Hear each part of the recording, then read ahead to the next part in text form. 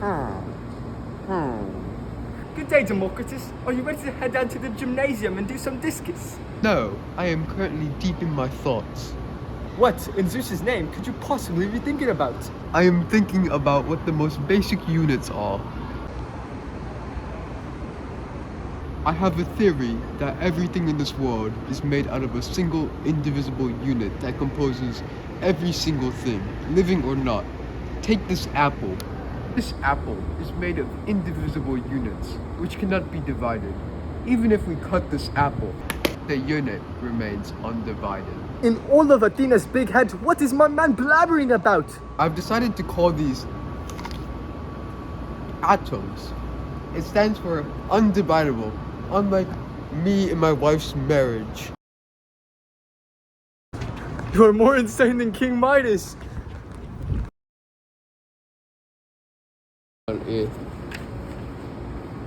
What is good, my original gangster? I am making an exquisite painting. What are your truthful thoughts on this flaming masterpiece? Is that a self-portrait? Yes, indeed, and I'm looking very refined. Well, enough of my Michelangelo art skills. Come see what I discovered. I've been researching a bit about Democritus' work, and I believe that there is a basic unit that makes up every non-living and living thing. Oh yeah, I heard something about that over at Twiggy's abode. Twiggy's got a few nails loose in his noggin, hasn't he? I was there, and Twiggy was talking about how all the French are made up of croissant. And yes, Twiggy does have his head a bit messed up ever since Lord Walterus the White the Third, Sultan, whatever that was. Oh. Anyways, turns out Democritus was right. And after much research, I determined the shape of what he called an atom. I believe it is the shape of a ball. I've determined that each of these atoms, according to my law of proportion, make up molecules. The molecules make up what you call rust, but what I call oxidation, peroxide, and dioxide. I've tested it on tin, iron, and nitrogen gas. I've also measured the weight of these different atoms. Hydrogen is the lightest atom. Oh yeah, I'm pretty sure Twiggy actually was talking about this. Oh, so we did, huh?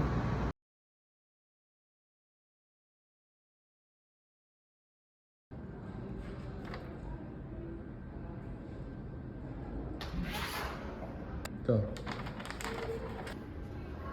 No witnesses. Students, let me explain to you my discovery quickly, as I am hungry and need lunch. This is my atom model.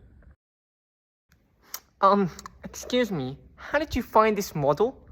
Shut up, you twat! It is okay, my studies started on alpha particles, radioactive particles coming from things like radium. These particles scattered randomly, even when I created a perfect vacuum. This made me believe there are smaller particles inside the atom. So, what is the model then? Go. I have decided that the model is a positively charged ball with smaller negatively charged balls in it throughout. I'll call it the plum pudding model. Be quiet, you wide buffoon! Moving on, I believe these negatively charged particles must be very small, as they don't change the trajectory of the alpha particles very much.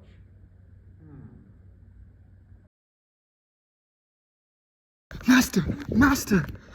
I found out why our experiment 7 years ago was failing.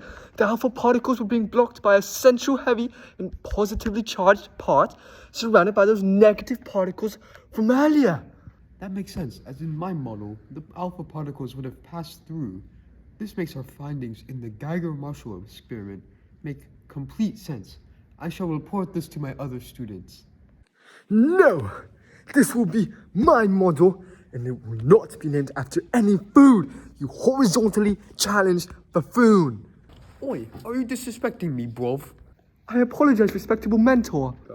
No, this cannot be forgiven. Now empty the compartments of your pantaloons. For what purpose?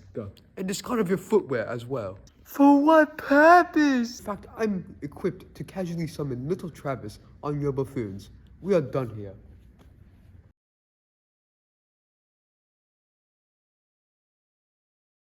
They're everywhere. What are we gonna do?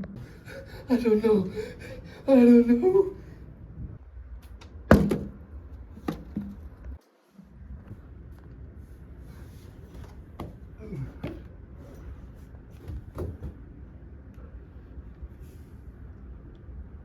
Are you crazy? Don't touch it.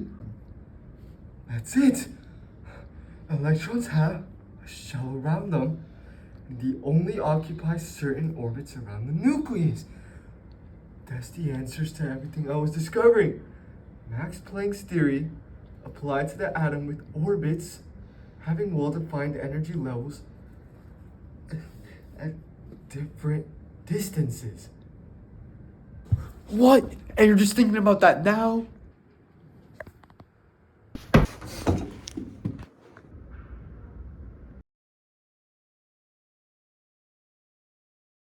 Have you seen my cat anywhere? I may have left it inside a box. No. Also, why are we going for a walk? To clear my mind, and maybe I'll remember where my cat is. Also, I'm studying on a theory on waves, on how electrons move. So you're saying we walked 12 miles so the memory of your cat could no longer become cloudy?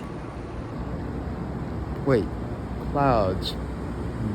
Wait, that's it! The electrons have a not defined orbit, and depending on how close they are to the nucleus, that determines their energy level. Huh. Interesting. We can only guess where the electrons are. Write this down so maybe we can make an equation that could help benefit quantum mechanics.